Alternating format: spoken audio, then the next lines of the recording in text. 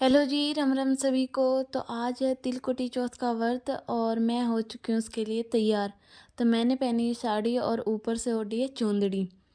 हमारे यहाँ पे सुहागन का श्रृंगार मानी जाती है चुंदड़ी। तो व्रत वगैरह जब भी किया जाता है तो चुंदड़ी ओढ़ते हैं। तो मैं और मम्मा चुंदड़ी ओढ़ के तैयार हो चुके हैं। फिर मैंने बनाई रील और फिर हम चले मेरी फ्रेंड के घर पे, क्योंकि कहानी हमें आज वहीं सुननी थी। मेरी फ्रेंड की सास है, वो आज व्रत का उद्यापन कर रहे थे। तो हम सबको वहीं बुलाया गया था और यहाँ पे हम सब और आंटी जी लोग बैठे हैं और यहाँ पे अपना अपना सामान ले आए सभी। और फिर सभी यहाँ पे कोई मौली बांध रहा था, कोई चौथ माता को तिलक कर रहा था, कोई गणेश जी को तिलक कर रहा था। तो सभी अपने अपने कामों में लग गए, क्योंकि फिर उसके बाद सुननी थी कहानी। तो सभी अपना अपना काम कर रहे थे और यहाँ पे फिर आंटी जी बांध रहे थे मौली सभी के हाथ में। और फिर एक एक करके सभी ने चौथ माता को तिलक कर दिया था और विनायक जी को मौली बांध दी थी।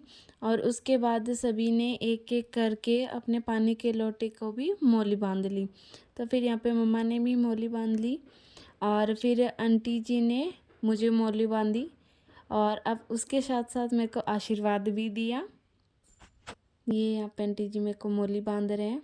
और फिर यहाँ पे की हमने पूजा की तैयारी, कहानी सुनने की तैयारी। तो दीप हमने जला लिया और साथ हमने धूप बत्ती जला ली। और ये है हमारा पूजा सुनने के लिए सामान, ये हम सब की सामग्री है।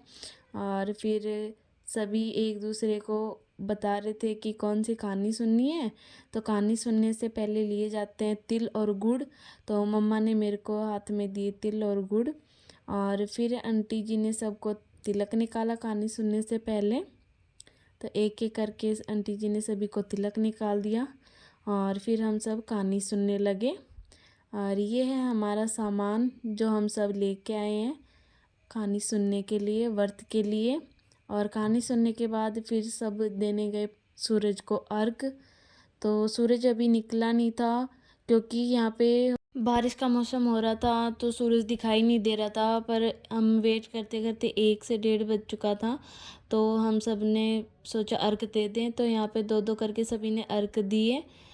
तो पहले मम्मा ने और आंटी जी ने अर्घ दिया, फिर फेरी लगाई। तो ऐसे करके सभी ने दो दो करके अर्घ दे दिया।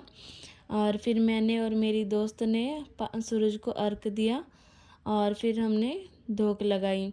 उसके बाद फिर मैंने फेरी लगाई और अपनी इच्छा मांगी और फिर हम सब चले अंदर। तो यहाँ पे मेरी फ्रेंड सबको फ्रूट दे रही थी प्रसाद के रूप में। और फिर मेरी फ्रेंड ने बनाई चाय सबको पिलाने के लिए। और फिर मैंने यहाँ पे सब आंटी जी लोगों की पग दबाई की।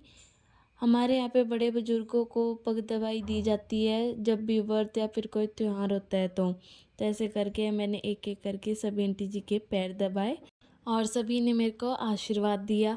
तो इस तरीके से मैंने एक एक करके सभी की पैर दबाई कर दी थी। तो हमारे ऐसे ही और वीडियोस देखने के लिए हमसे जुड़े रहिए और हमारे चैनल को सब्सक्राइब कीजिए। Thank you.